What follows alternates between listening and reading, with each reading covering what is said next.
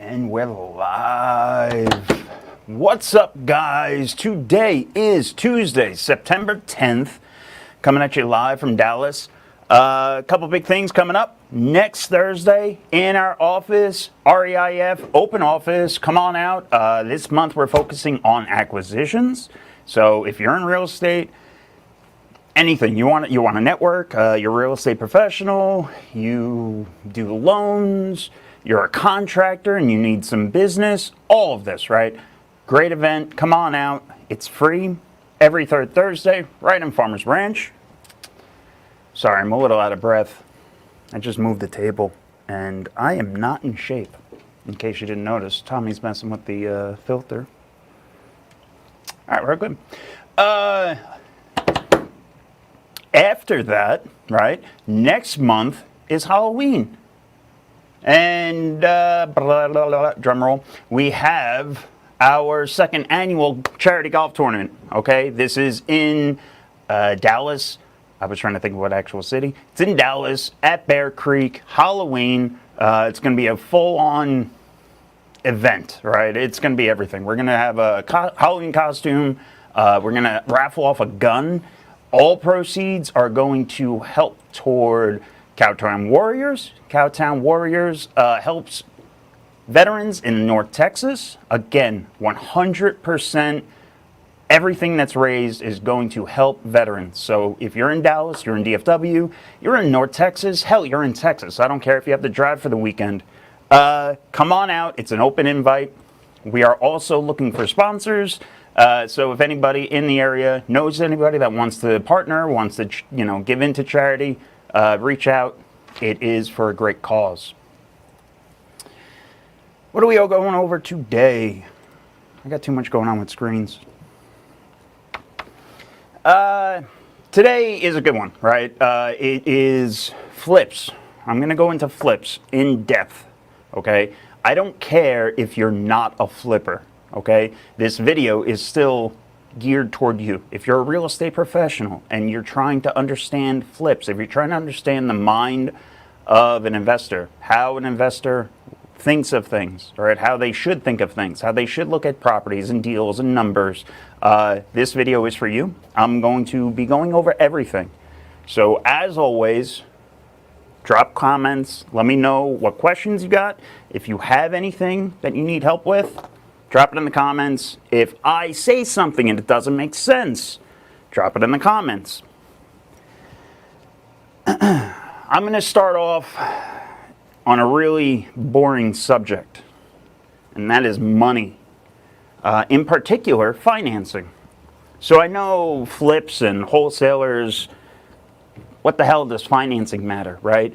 But you have to realize that's what feeds the beast, okay? What a lender will lend on a deal is what can get done on that deal, all right? Even if you're a cash buyer, it doesn't matter. You still have to have your own safeguards in place, and we're going to go into it, all right? We're going to get into how to finance a deal, how to find a hard money lender. What is a hard money loan? I'm going to start off very base level. I can't think of the word. I want to start off very base level, and then we're going to build on that. All right, so I'm expecting today's call to be a little bit longer, a little bit slower, for me at least. You know how I like to ramble and get firing, so hopefully this helps somebody. Before we get into that, I want to share something with you guys. I'm going to put my earpiece back on for this. 2 weekends ago, it was Donovan and Tommy's birthday, and we went skydiving. I'm going to share you the video of my skydiving trip. Why? Because I'm convinced that it's good to laugh at yourself. And I didn't realize how badly I need some work done until I watched this damn video.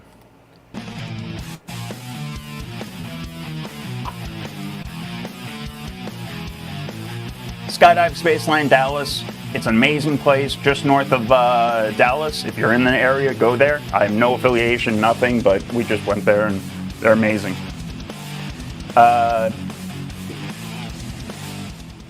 It was very surreal for me, I'm not going to lie.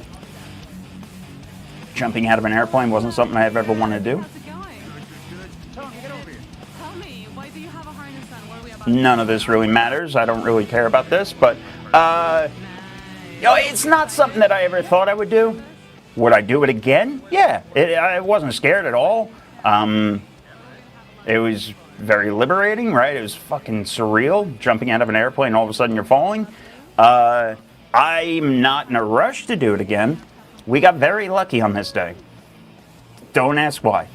But the other times people go, it's usually packed. And I mean, you have to sit around and wait forever. We were the second plane, so it was in and out. It was great. Skip ahead a little. I don't care about any of this. All right, first off, everybody knows that I'm deaf, right? I'm deaf as a doornail. They're interviewing at the randomest times. You're in a plane. I can't hear anything anyway, and she's whispering to me, so just stop asking me questions, lady. Also, it's like, man, my nose is gigantic in that fish filter, whatever the hell you want to call it, fish lens. This guy right here, that was my instructor, Josh. He was very gentle. He wore me as a strap-on and rode me down to earth. All right.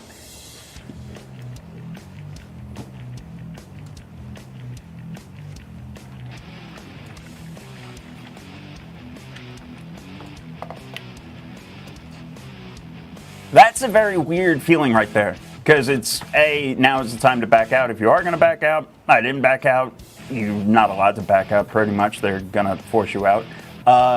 But, man, that free fall, that initial, like, we're doing this now. After that, it's like a ride. There's, again, my full trust in Josh. This is what I'm talking about, by the way, guys. I don't know if you've noticed this, but I'm a basset hound. I'm part basset hound. Look at the amount of skin I have flapping on my neck. There's a close-up. You'll see it. But good Lord. If you're in DFW and you do facial work, right? If you take out some skin, hit me up. I think I need some work. Look at that. Look at that neck flap.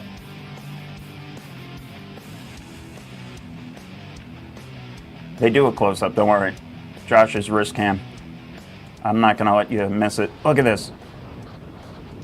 Oh, well, that was good.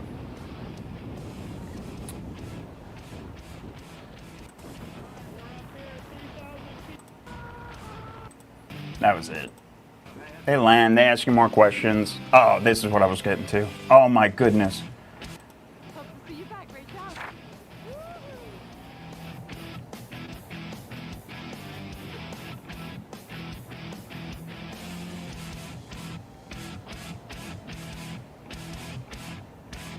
Bro, I'm a basset hound. Part basset hound. Look at that, Gabe. Look at that. Look at that. Look at that. I got a parachute in my neck. You guys didn't. I don't need a parachute. I got one on my neck. Good Lord. Bro, go back. Go back. What? How do you tighten up your neck? Look at that. Oh my Lord. So anyway, I went skydiving. It was good. It was fun. Am I in a rush to do it again? I gotta go to the gym first. If you can't laugh at yourself, what's the point, right, guys?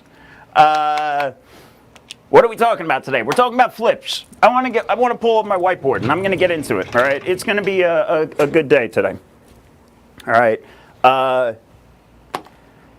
I want to start off by how to finance your deal. That's where we're going to start at the very beginning. All right. When it comes to a flip, you have to think about, how am I going to finance this? Or you're going to, even if you're using cash, okay? So if everything I talk about today and all you get out of it is this is why I'm going to use cash and I'm not going to use financing to save on these fees, so be it. That's your decision, right? And I know plenty of investors that use their own cash, but I'm going to tell you also, if you're using your own cash, you're limiting your speed, all right? You can grow a lot faster by using other people's money. All right, yes, your profits are going to be a little bit smaller because you're going to be paying for fees and origination and stuff like that, but you can do more, all right? And it's just a way to scale. But we always say, build out your own business. So every way of investing, some people do businesses a totally different way, right? Which is all good.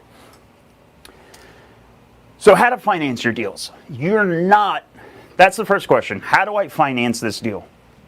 You're not going to a bank. You're not going to Bank of America, Chase, anything like this. These are all business-to-business loans that you're looking for, all right? You're looking for a hard money loan, okay? It's a hard money loan because it's tied to a hard asset.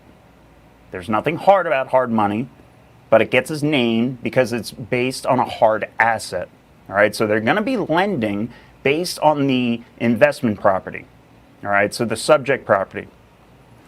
Whereas if you went to a normal bank, why is this different? If you went to a normal bank, your normal bank is going to want to know how much you make, right? And so does your other lender, don't get me wrong, but the other bank is going to be running off of your own income, right? How much do you make? How much can you afford? And that's it. They're not taking into account the profit of the flip. They're not taking into account the potential rents or anything like that, right? They're only looking at it as a secondary house. So unless you can afford 2 mortgages, you can't look to a bank for this type of financing, all right?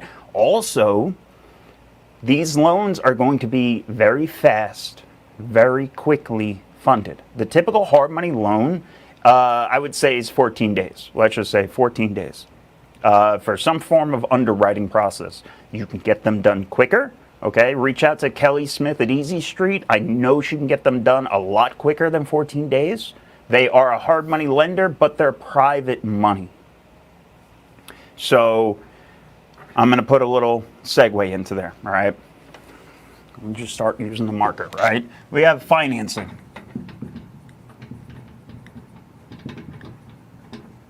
All right, you're going to look for a hard money lender.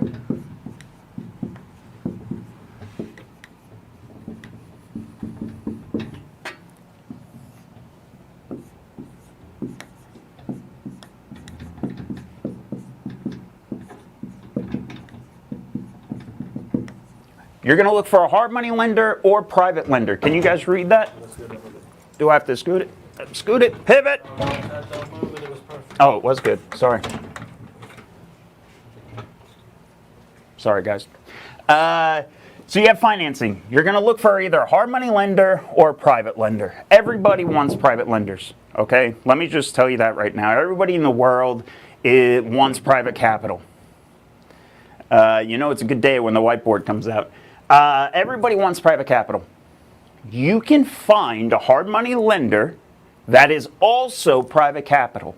That's okay. So I want to put a segue over here, right, that you can also have private capital. Hard money lenders, Kelly Smith at Easy Street, they are a prime example. So what does this mean versus this? This is going to be fun.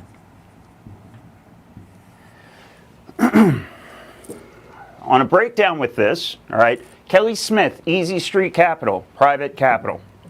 Paul Starnes, hashtag Paul Starnes at InvestMark, private capital. Okay? They all have their own money. Yes, they're a hard money lender, so they have to answer to rules and regs. Okay? They're not fully private. Fully private is your uncle giving you money, right? Your grandma giving you money. Your bartender who has a lot of cash saved up and is going to be a private investor for you. That is private, right? That's different. They're not running not background checks, but they're not running some form of due diligence, okay? Hard money lenders still have rules and regs to answer to, all right? So there's guidelines that they have to meet and all these other things for rules and regs and due diligence on their properties. These people, so even though that they're private capital, they're all going to have their own form of underwriting, right? All due diligence. Some are going to require an appraisal. Some aren't. Some will do a desktop. Some will require a fucking survey done before you close, right? There's a bunch of different things that each one does differently. A fund hard money lender is your typical person you see on Facebook blasting out hard money loan terms, okay? They're going to charge you 3 to 4 points. A lot of times they're just brokering. Let me put that out there. There's brokers down here.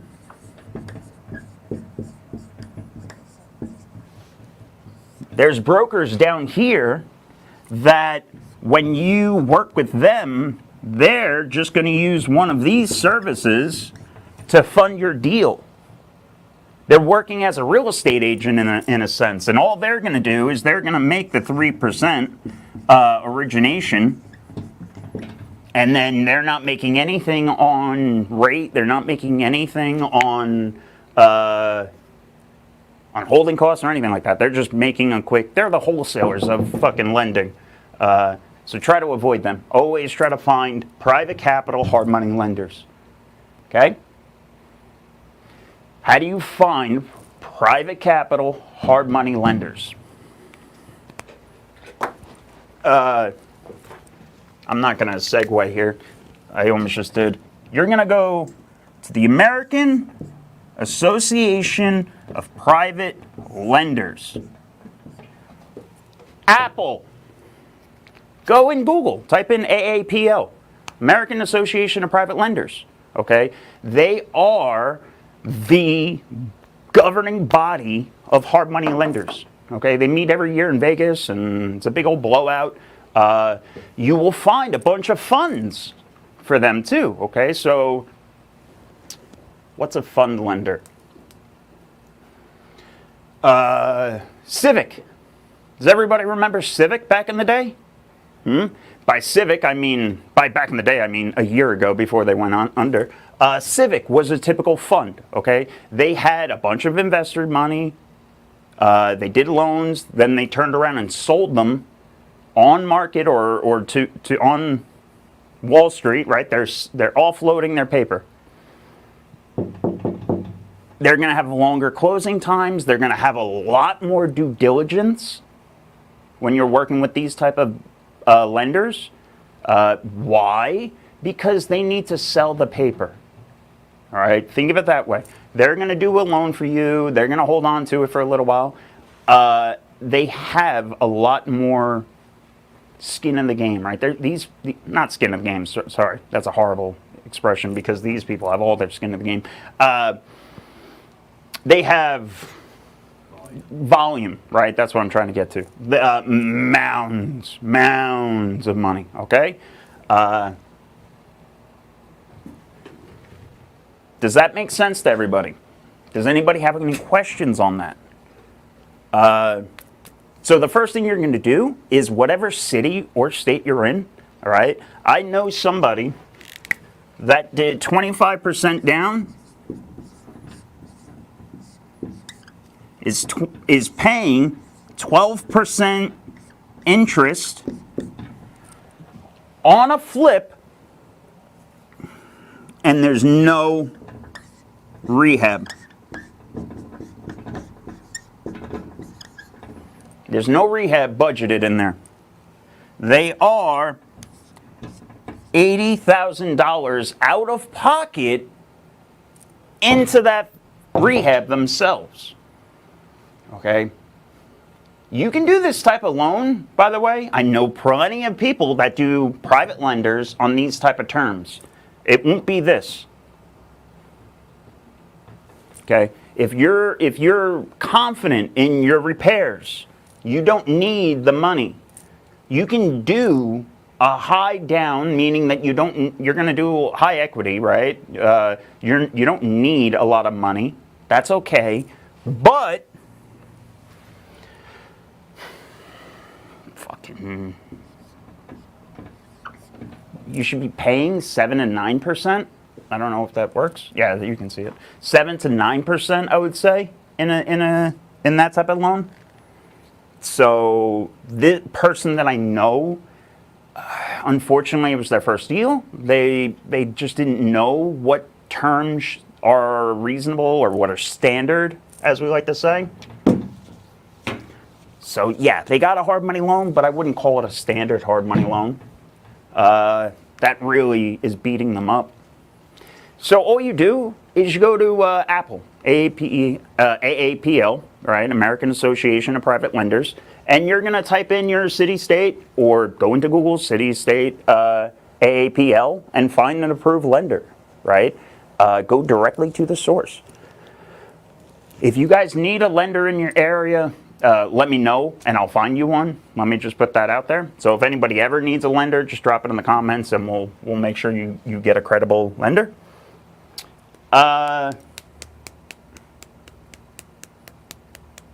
What is a hard money loan? All right, so we went over the financing. Hard money loan, we went over who can provide them, right?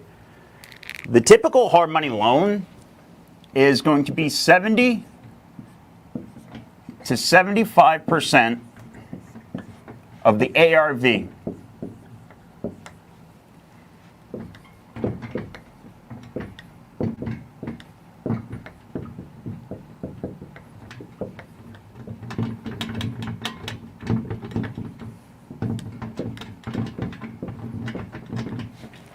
After repair value is ARV. ARV is also the price that you're going to sell the property for. Okay? So ARV, sales price, whatever you want to use it. It's the after repaired value. After I put in X, the property is going to be worth Y. It's very simple.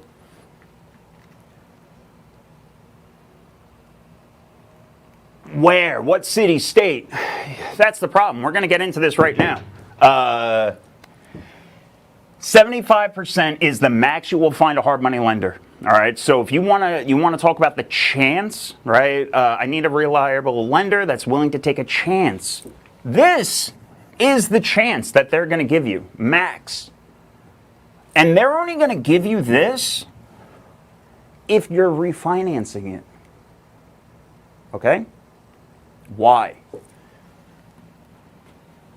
If you're refinancing it, you're a lot more likely to get paid out on it, right? As a lender, right? I know that if you're qualifying this on the front side to be a burr, right? So on 75%, we're going to burr them. BRRRR, I keep on going into acronyms. BRRRR stands for buy, rehab, rent, refinance, repeat. Or you can mix those up any way you want. But this is just for a long-term hold.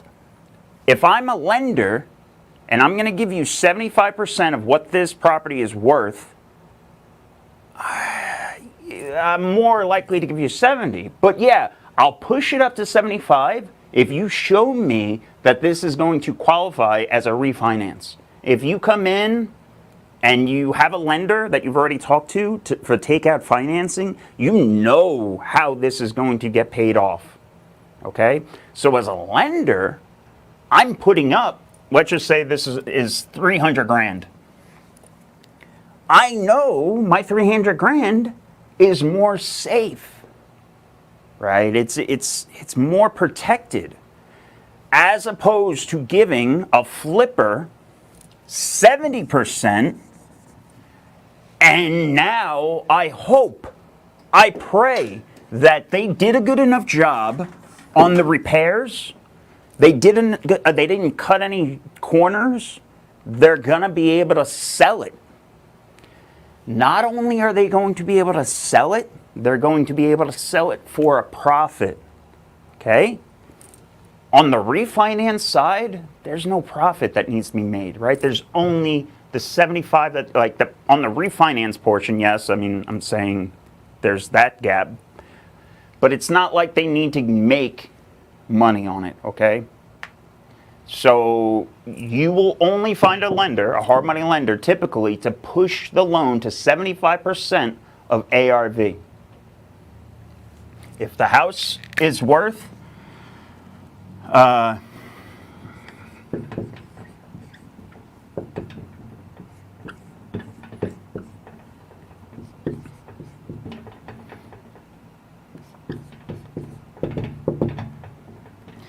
repairs are $25K and purchase price is $50, right? I'll give you $75K if you're going to refinance it. If you're not, if you're going to be flipping it, then I'm only going to give you $70K. You're going to have to bring $5,000 cash to close. Does everybody see this? Yeah, you're good. Over. That's this right here, this number, this 5K, the cash to close.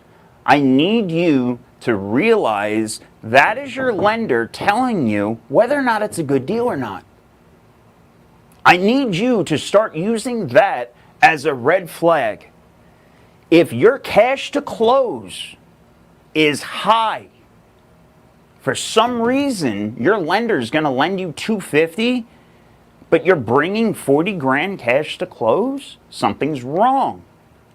What is wrong? And start asking yourself these questions, okay? Later on, I'm going to bust out the actual calculator, the actual deal analyzer, and we're going to review a couple deals. So I know this is really messy and chaotic in the beginning, but that's my goal, is to get all the information out there, answer as much questions, then actually start breaking down some deals. So bear with me. Bear with me. I know this is a little chaotic.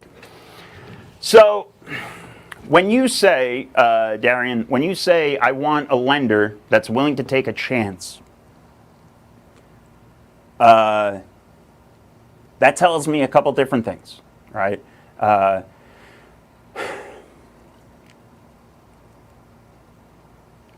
That tells me that most likely than not, the deals that you're bringing are overpriced. The rehabs don't make sense, potentially, right? I can't.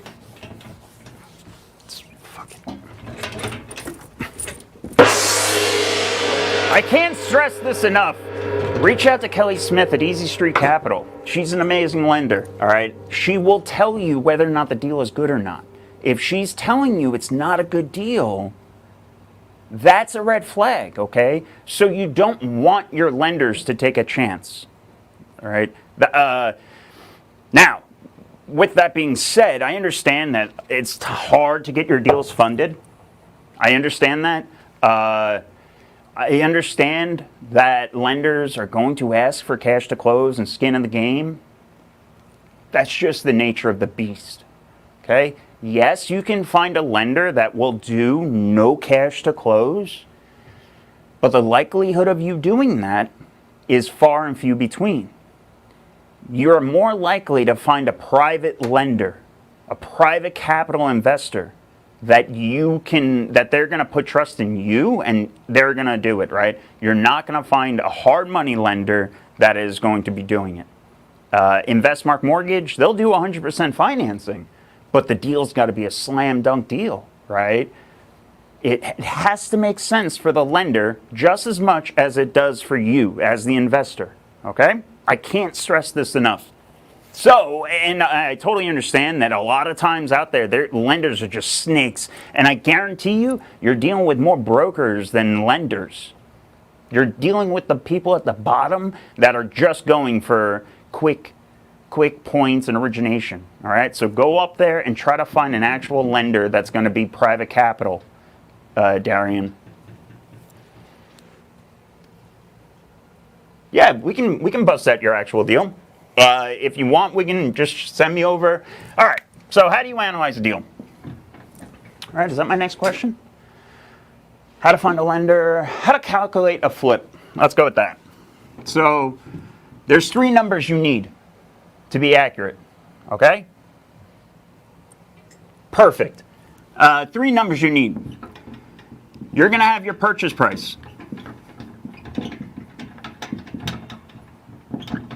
You're going to have your estimated rehab. And then you're going to have your ARV. Okay? Today, I'm going to expect you to have accurate numbers. Let me just say that.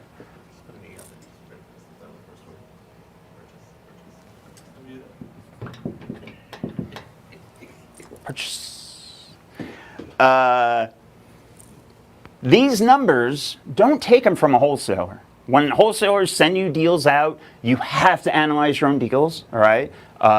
This whole conversation was sparked because of a conversation in our Discord. If you're not in our Discord, click the link below and join. It's free. But I was analyzing a deal for one of our Discord family members, and I was like, I didn't ring the gong, but I told him, I was like, I can't stress this enough. Do not do this deal. Okay, he was walking it today at 1 o'clock, so he couldn't be here. But I was like, listen, I can't, do not do this deal. I don't care if he already had $5,000. He doesn't, thankfully, he has no money into the deal. But even if he had $5,000 into it, I would tell him to walk away. Okay? It doesn't, just let that earnest money burn up. Just let it go. Don't try to recoup it. Move on if you have a bad deal. So 70-75.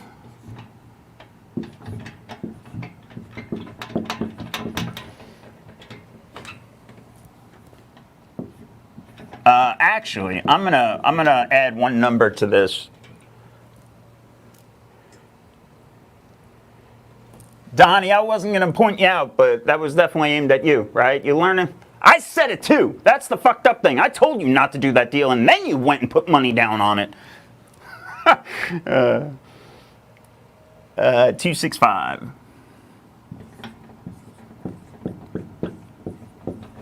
right, those are 3 numbers. There's a 4th number, and I'm going to add it right now. This number doesn't matter as much, okay? But it will help you. It's just a good indicator. Let me just put it that way, right? So the number that matters is the square footage.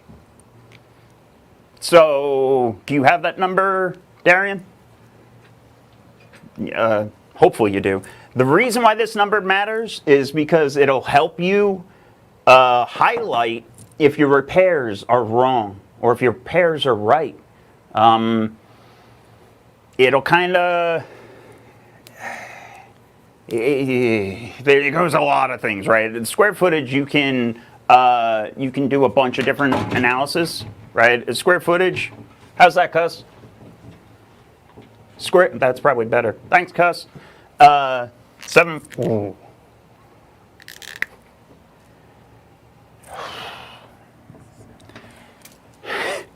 So, we're talking about square footage and what it can tell you. $100,000 repairs. If he told me square footage was 2,500 square feet, I would say, all right, that's maybe a little light, right? We'll see. Maybe it just needs light rehab. The man told me it's $100,000 for 744 square feet. There it is. There it is. So I was wondering why, right? That's the red flag, right? Like I'm looking, I'm like, holy shit. So it's going to be a high-end rehab or they're doing additional work. So it's plus 600. The total is going to be 1344. Okay. You can do some basics like square footage times light rehab numbers. We'll do, let's just say $40 a square foot. and that'll get you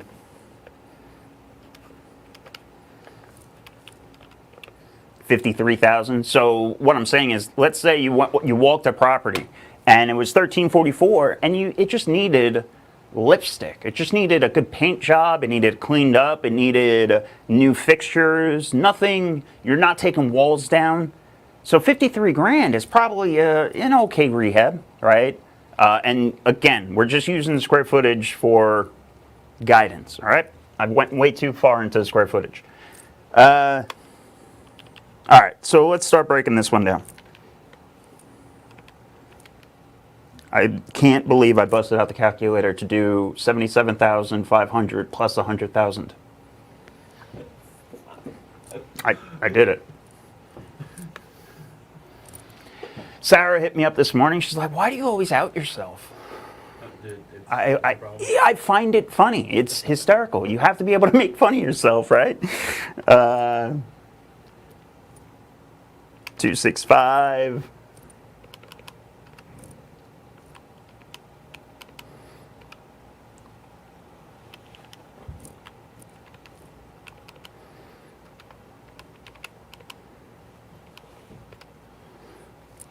So on paper, so on surface value, let me just say that. Let me scroll my sheet over.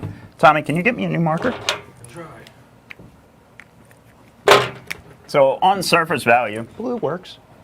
We're gonna find it's your one.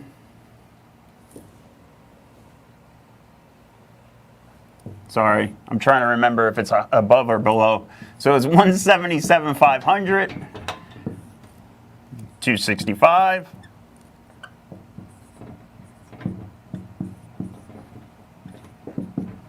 That's going to give you, it's a 66% deal.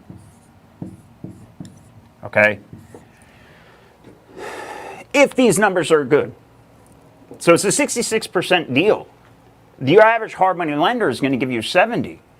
So just on paper, yes, this makes sense. I'm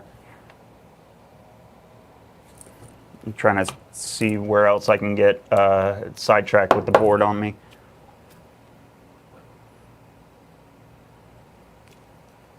All right, let's actually bust out the calculator.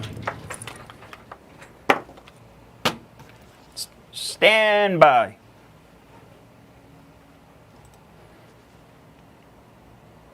It would have helped if I had the deal analyzer out and ready. Oh, I did.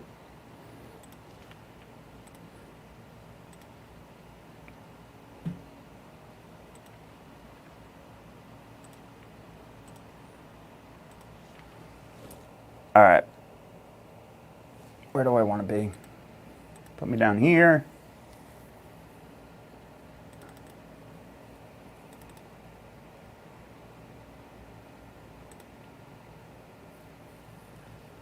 How was that? I don't like that. Sorry, guys.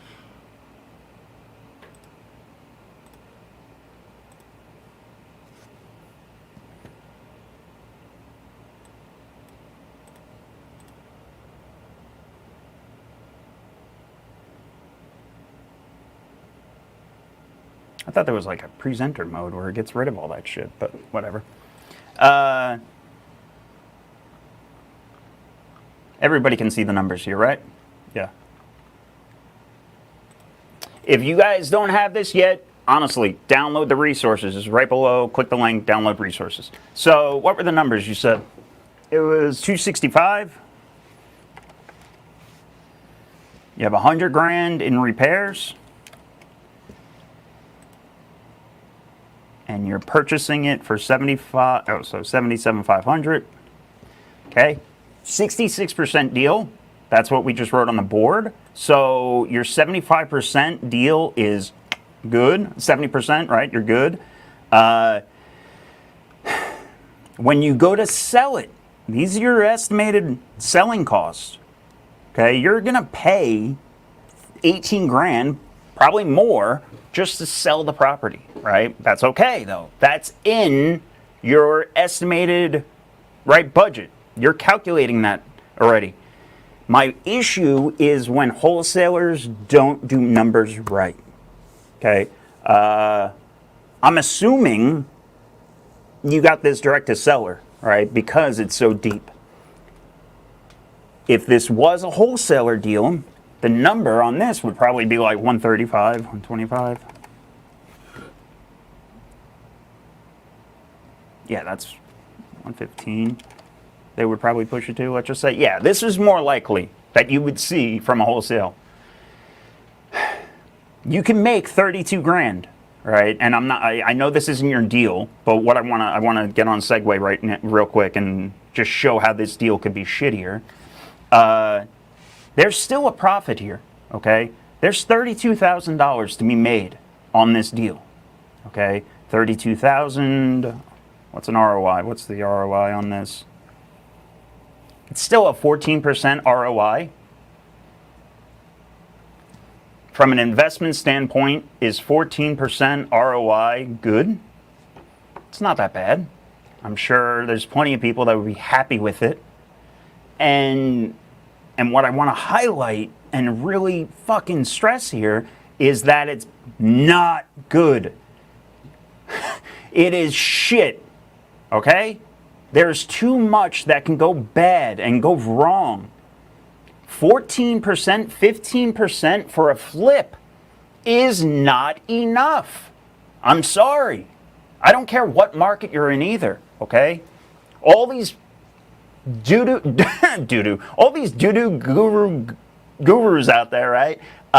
They don't understand what I'm talking about because they just were born in this market where everything being sold at 80% worked because the projections caught them on the backside. Everything's appreciating. Okay?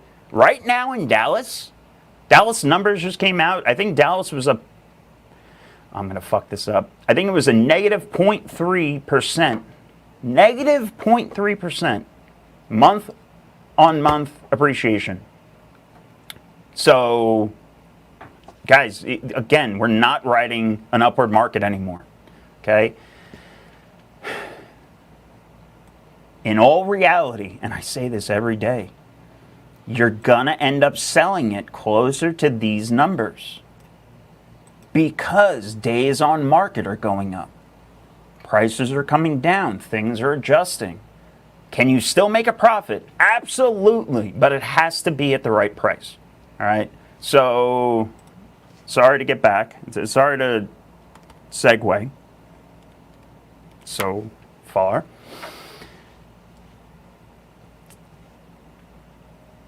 Darian, just based on these numbers, it's a great deal. Couple things that scare me on this deal. All right, this 100,000 to add 600 square feet. Right, that was the number. Yeah, that's going to be a little tight. I'm going to tell you right out. Oh shit, what was the square feet? It's going to be 1344. Okay, the rehab on that, it's going to be a little tight, right? 80,000 would be a full gut job. So obviously 100,000 is more than 80. Do not get shocked if you spend more than this. Okay? When you go into your first flip, a lot of times they cement these numbers into their heads. Okay? And then all the while during this flip, you're counting and you're watching this number. You can count up or down, right? So you're either going to count up to 100,000 or you're going to be tallying 100,000 that I have to spend. And then I'm like, all right, I got 90,000 left. So whichever way you look at it, you're going to be counting to 100,000. And more likely than not, you're going to blow right past it. Okay? Because of holding cost or extra repairs, something, right? Don't worry. Just keep going. Okay? I can't stress this enough. Fucking. I'm just trying to hit the gong. That would have been great if it did. I can't stress this enough. Don't stop. You can't all of a sudden panic and try to change things. You have to finish it out. Everything's already kind of set in stone, right? See it through. On this deal, all right, you're looking to make your high projection is $70,000. That's awesome, right? Your ROI on this is 35%. That's a flip profit. That's a decent, that's a good number, right? You have enough room for everything to go wrong and you still make it out alive. Okay? I got asked last Tuesday what a good flip looks like in 2024. What on profit? And the answer I should have said is none, right? As long as you make it out alive. That is a good profit. In today's market, not dying is surviving. Okay? The reason is because there are so many surprises. Okay? What happens if days on market go up, right? You get into $100,000 repairs. You're going to add 600 square feet to this property. It's going to take you some time. What's the market going to look like when you're done with this? Answer my question. Who's going to be president when you're done with this repairs? I don't fucking know. Nobody does. And that's my point. Okay? It's nothing politics. It's nothing political. Nobody knows what's going to happen past November. With that being said, you have enough room in here for you to take, you can drop all the way down to 85%. Okay, you can sell this at $225 and still make $30,000. Okay, not only can you make $30,000, you can get kicked in the dick, cut that in half, and you still made $15,000. The deals that come across and this number, if you're not happy with this number, that is when you walk away, you run away. You don't try to change it. But these are the numbers that you need to be confident in, okay? If you want to be a successful flipper, worst case scenario, what happens? You know, if worst case scenario, everything goes wrong, am I still safe? That is how you have to calculate a flip, okay? There was, I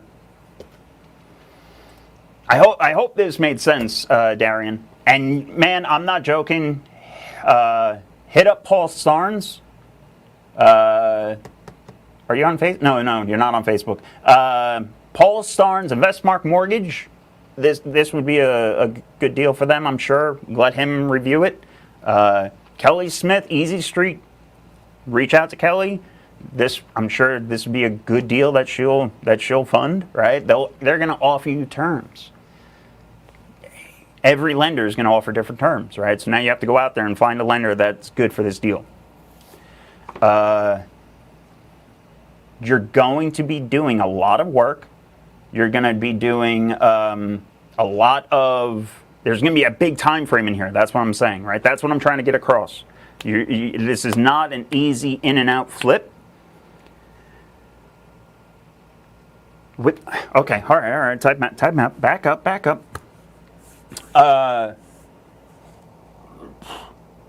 When you want to do a flip, let me just highlight this in general broad question, right? When you're doing a flip, you try to make sure you have 20% of the repair budget in reserves. Okay? And I'm not asking those personal questions right now. That's between you and the lenders. But if you're going into this, I can't that's what typical lender's gonna want. And it's what you kind of need too, because you're gonna go into a flip. The way a hard money loan works,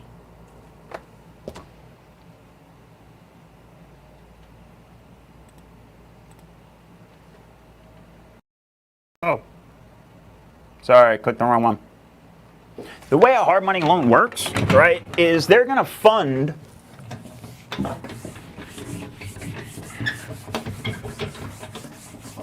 okay. Let's go back to the whiteboard, bust down some numbers. All right. $100,000 purchase.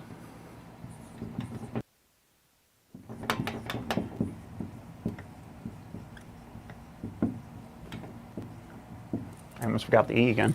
You're going to do $75,000 worth of work.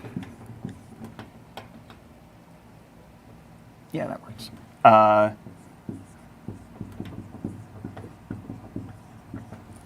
And when you're done, it's going to be worth 300 grand. I'm making up numbers. Okay.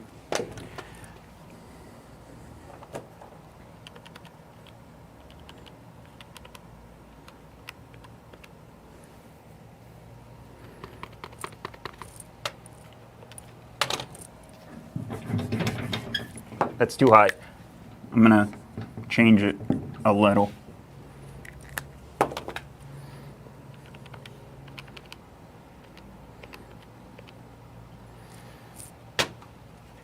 That worked out perfect.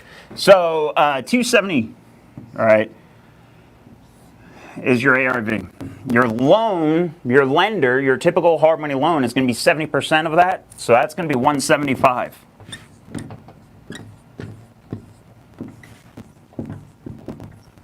And 75%.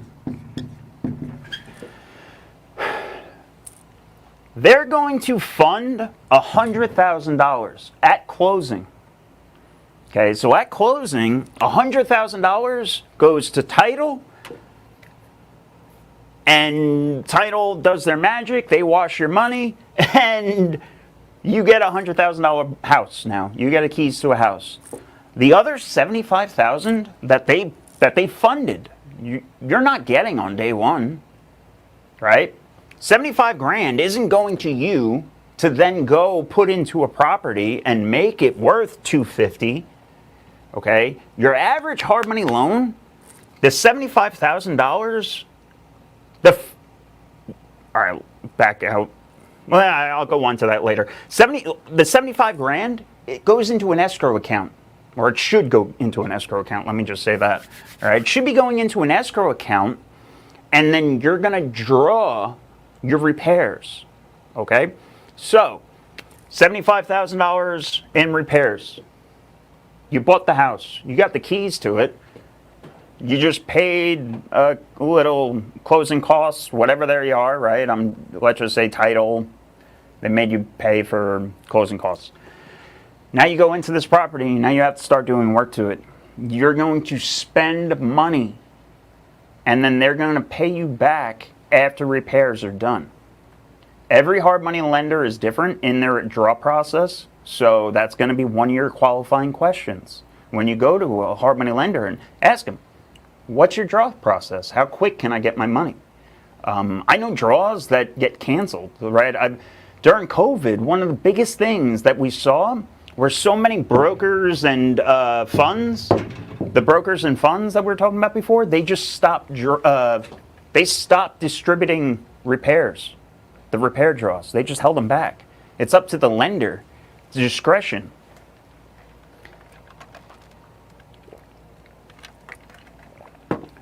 So what does this look like?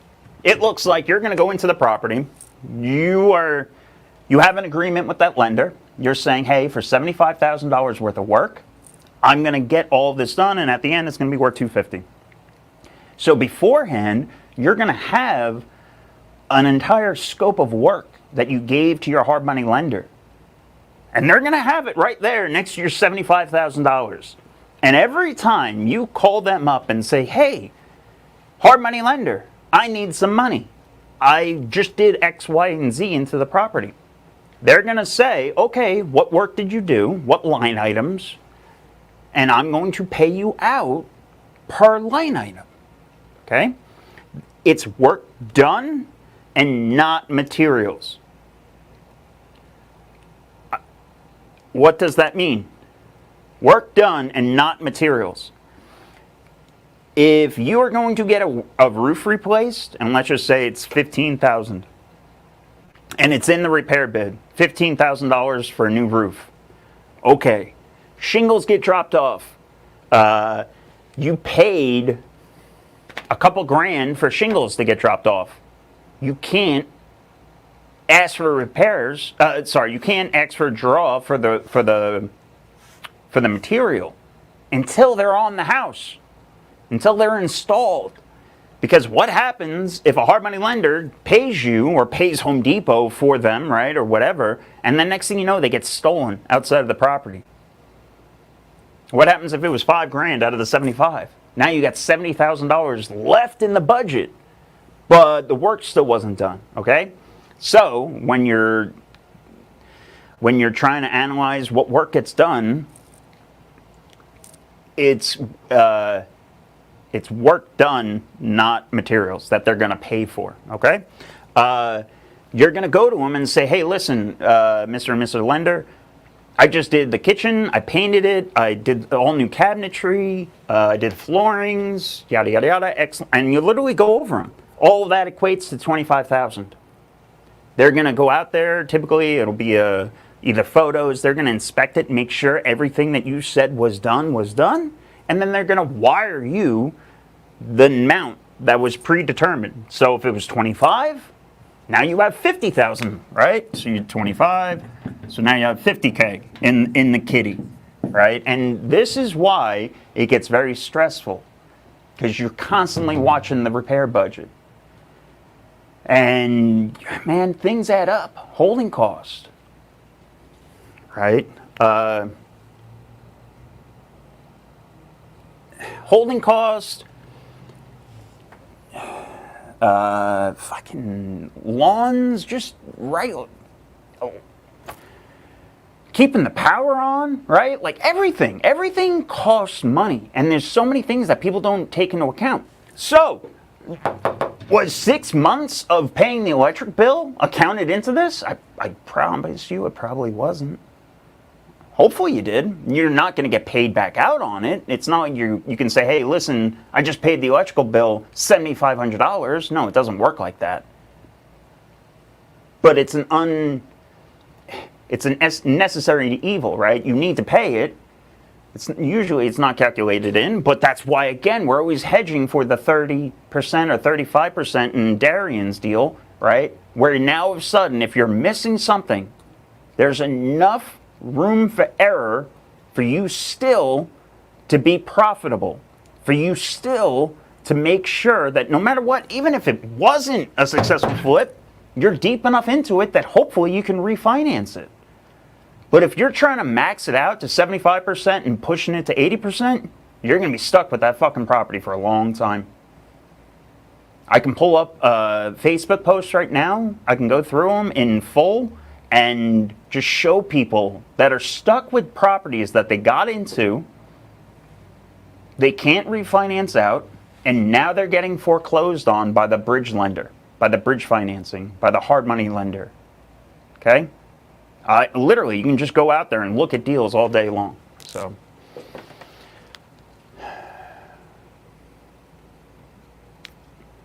sorry, I was finally reading Don's comment. I never read it before.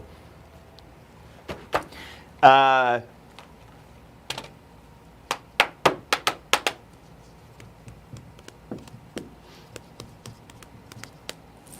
lot of times people do simple math.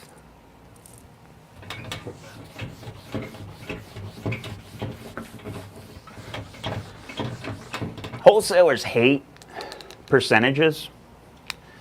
Wholesalers hate percentages so much that they went around and re-engineered a way to do the 70% minus repairs just in a different calculation. Like they asked their back way into it, and it's the same calculation. It's ridiculous. It's 5% your profit, 15% investor profit, 10% off the top. Do that math real quick for me. That's 70%. Just marketing.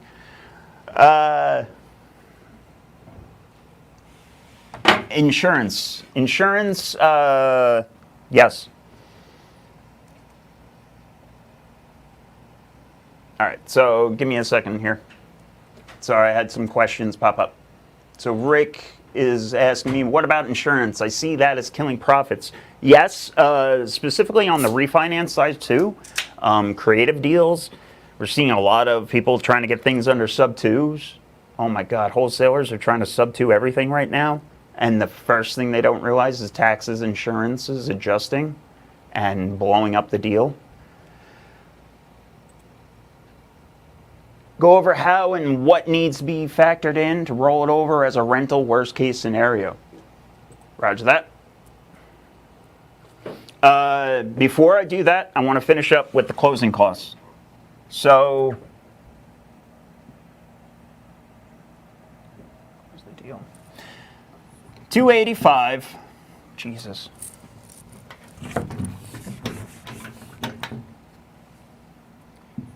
$285. Wow, I did it again. $285K purchase price. Right. It only needs $20K in work.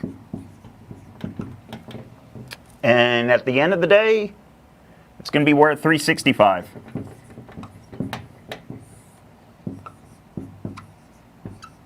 Okay.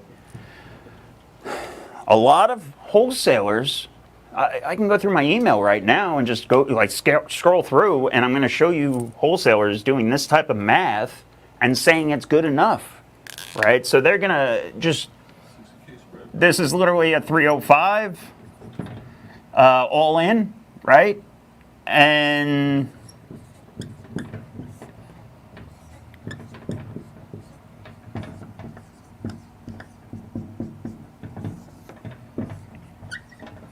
that's what they're going to sell you. They're going to sell you a $65,000 profit. $285, $20,000 repairs, $365 ARV, quick 65, in and out.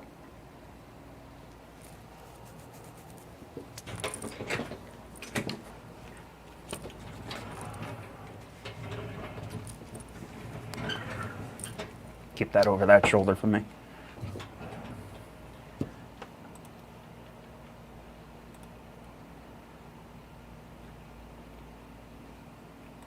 You guys can read that, right?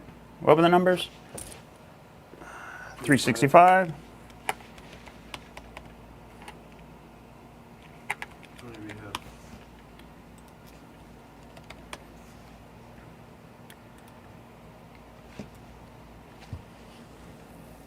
This is the same deal. Just a different way to look at it, okay? I can't... just a different way to look at it. Why is this deal shit? This deal is shit because, yeah, you can make... They're calling it 65, but in all reality, it's 38. Because these are the average closing costs. When you go to sell this property, there's going to be 20 grand.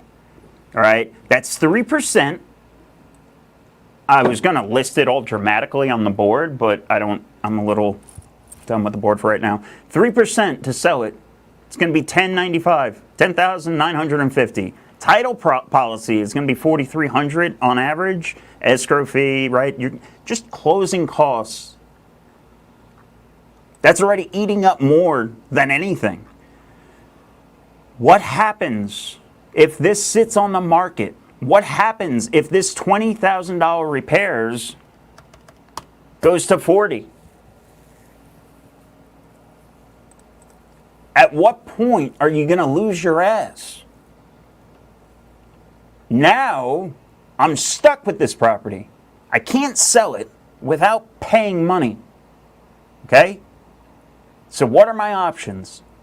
My options are to refinance it or give it away, right? Like, hopefully you can refinance it. What needs to be refinanced? It's going to be your hard money loan, obviously. You're not going to be able to recoup whatever losses you have into it.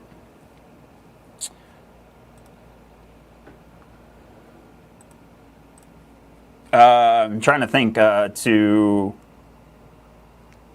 Don's question, right? When you go to refinance it, these are the same hard money loan closing costs and DSCR originations are going to be really similar, okay? You're going to have a 2 to 3% origination. You're going to have taxes 6 months. You're going to have insurance 6 months, okay? Title on this one, I'm going to say $3,250. So let's just say $17,000 to refinance this property.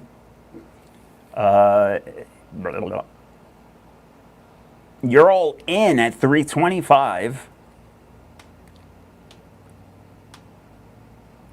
So what is that? $325 plus 17, beep boop beep boop, $340. Right? You're into this thing now for $340, and it's gonna be worth $365. What percentage is that?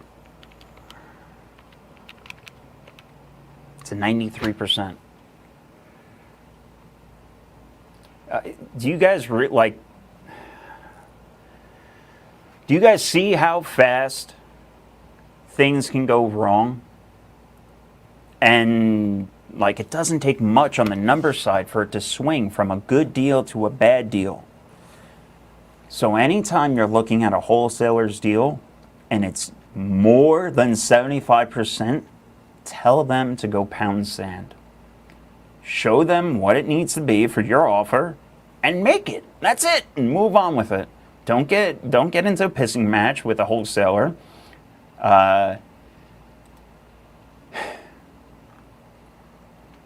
Trying to think how to dismount here.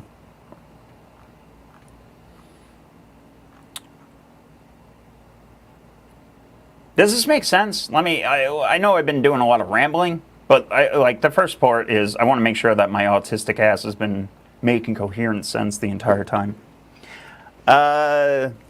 Let's analyze one more deal. I had another one saved. Stand by.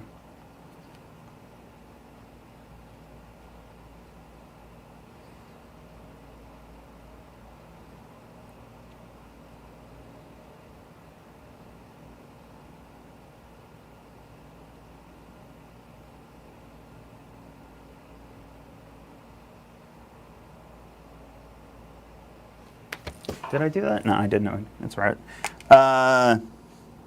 What did I do? I did 275. 275 ARV. You're going to buy it for 150. And it's going to need about $50,000 worth of work. Okay? The reason why I picked this one is because it's in between that 70 to 80% mark, right? Where I would advise caution. We advise caution all the way up to 75%. Anything past 75, we advise to back away, okay? This one, it comes down to your risk tolerance, okay?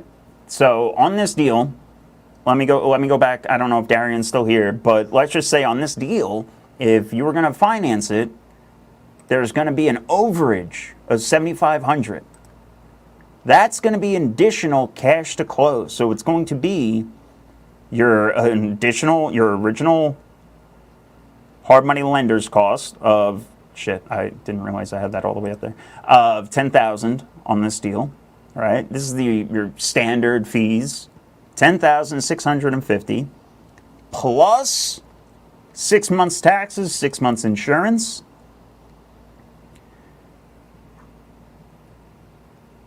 plus $7,500, because that's going to be your down payment.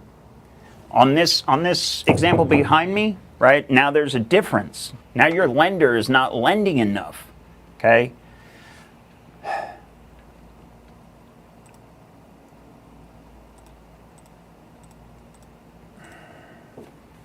I keep on going back to Rick's question about the insurance, and it's like sticking a thorn in my side, because I understand insurance plays a role in everything.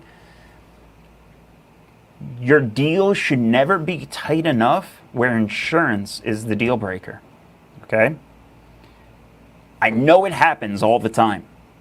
I was a DSCR lender, and I've funded millions over the years. Like I understand how to calculate and analyze a deal, and I know that insurance costs blow up deals all the time. They really need to be avoided and understood. Meaning, on the front side due diligence, make sure you are absolutely taking everything into account.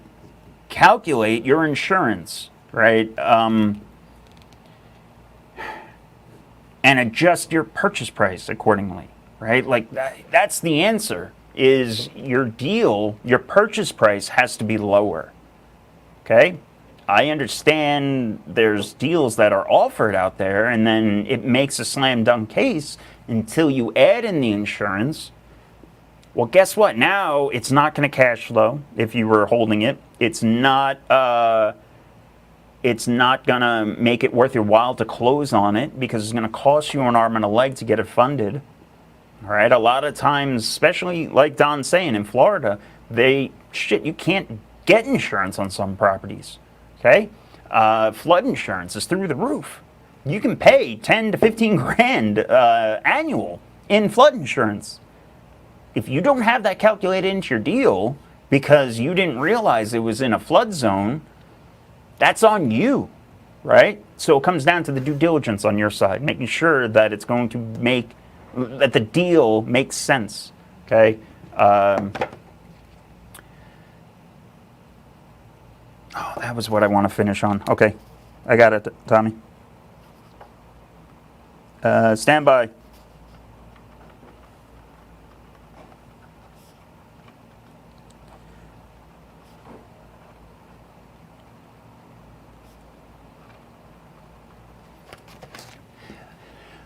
I got two things I want to touch on toward the end. I just took notes and I remembered. It popped in my head. All right, where are we at?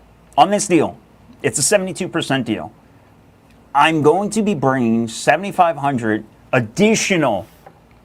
This is outside of the standard closing cost. This is now a down payment. Why is it a down payment? It's because I overpaid for the property. That's okay. Not every deal can be a slam dunk, right? Does this make sense for me, for you? Start reviewing it. If you are satisfied, okay, putting $7,500 down plus the $10,650, right? So you're all into this thing for 20 grand before you get the keys. So you paid 20 grand, now you got the keys.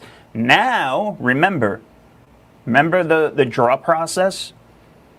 You have to spend money. You're going to now spend $50,000 potentially to make 15? Yeah, we're going to aim for 57.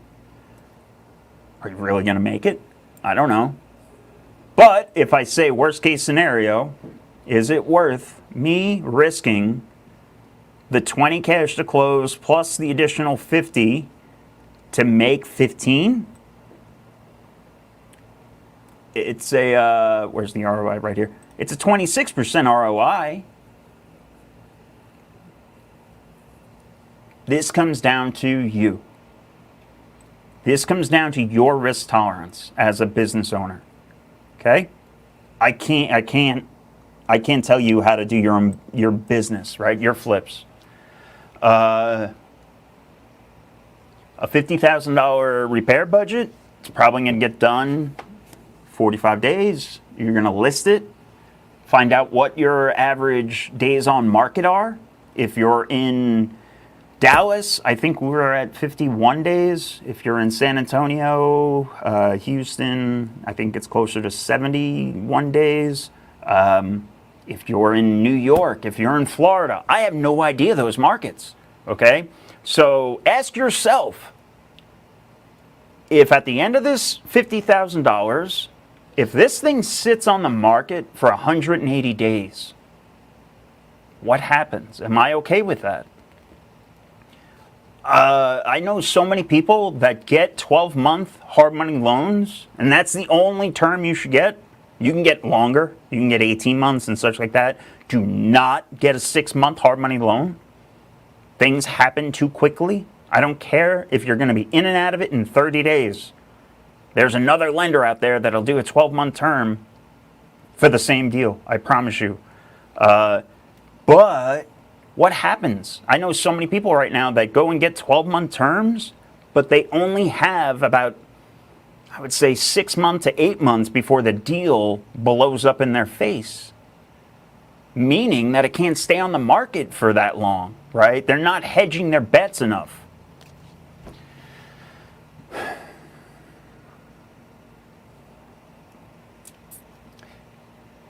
Another thing, and I want to touch on this, right? Real quick.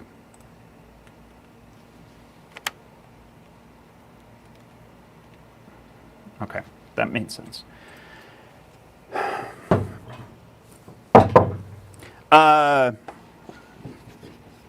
There's a new thing. There's this new wave of marketing, and it's getting dangerous. Okay, if you don't have money for the financing, back out. Okay, do not go into a flip with no money. Flips are not a no money deal, right? They are not the get rich quick scenario, okay?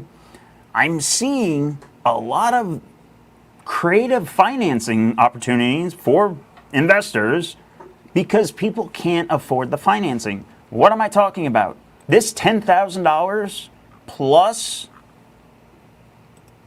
the hard money loan, right? So the 20 grand, actually it's going to be more than 20 grand. People are going and getting that part financed. And then they're getting into the deal with no money. Now you have two lenders in a deal. Yeah, but I can make 54 grand. Yeah, you can also lose your ass in a heartbeat. You can also lose everything in a heartbeat. Okay? This is not, when you want to get into flips, flips are nothing to play around with. Okay? You better make sure you have the reserves available. Find a lender that works for you. Okay? So, a lot of times people always bag on the lenders, right? They want a lender to finance 110% of the deal.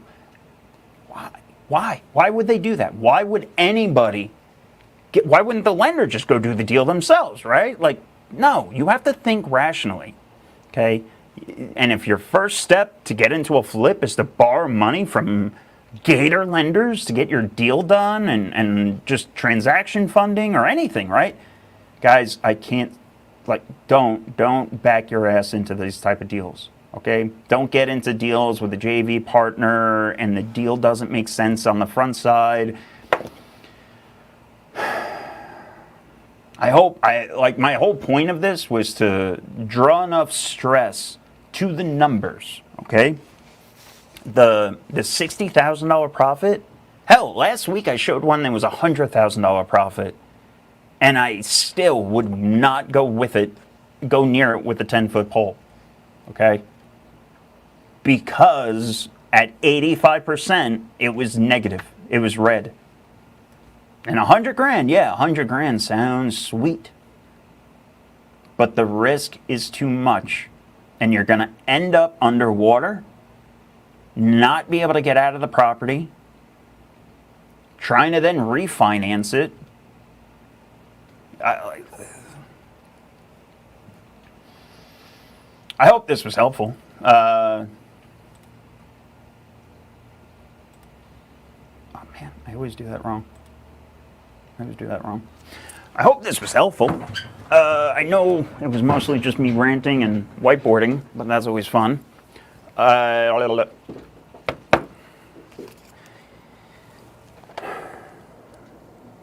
to think if I missed anything, if there's anything I want to go over.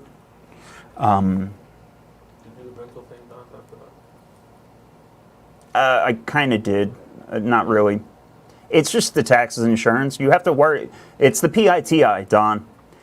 The things that matter when you roll over from a flip to a refinance is the PITI. PITIA. The A stands for association dues. So it's your principal, interest, taxes, insurance, and association dues if there's an HOA in the neighborhood. Okay. Taxes and insurance. Rick said it. Insurance is what's biting people in the ass because they're not accounting for it. They're not hedging enough against it. That number is skyrocketing. Okay? If you're going into a flip, make sure it's not in a flood zone. Okay? Your insurance is going to be through the roof. Trying to think if I missed anything. Not that I know of. Tomorrow, I'm going to be going back into negotiations. I'm going to go back into acquisitions. We're going to go into negotiations. I'm going to talk about seller's call. We might call some people live. I'll see. It'd be a good one, though. If anybody needs help, join the free Discord. Guys, we're all there. We're over 100. I think we're almost at 115 members right now. Click the link below. Again, it's free. There's no reason not to be. It's just a bunch of investors helping each other out, making sure that everybody knows what's going on. Next Thursday, open office, REIAF open office event. I don't have that pulled up, but it is what it is. And then I want to end it. Halloween, charity golf tournament, 100% going toward veterans. This is going to be an amazing networking event. We got insurance brokers, we have title agents, we have lenders, we have contractors, we have a lot of different sponsors. Those are all the sponsors that we're talking about. So it's really going to be an amazing time. We're going to be raffling off a gun. I can't say that again. We're going to be raffling off a gun. I haven't went and bought it yet, but I'm going to make sure it's something cool. I was thinking about maybe like a badass shotgun, like an automatic, or like a 9mm AR or something like fun. Not a gay plinker or anything, but something fun. But that's all I got for today, guys. I'm going to wrap it up on that. If anybody needs help, we're always here. REIAF, the Sicilian Brothers. Click the like button, subscribe, smash that thumb button, all that fun stuff. If anybody needs anything, join the Discord, drop a comment, hit us up. Talk to you guys soon. Peace.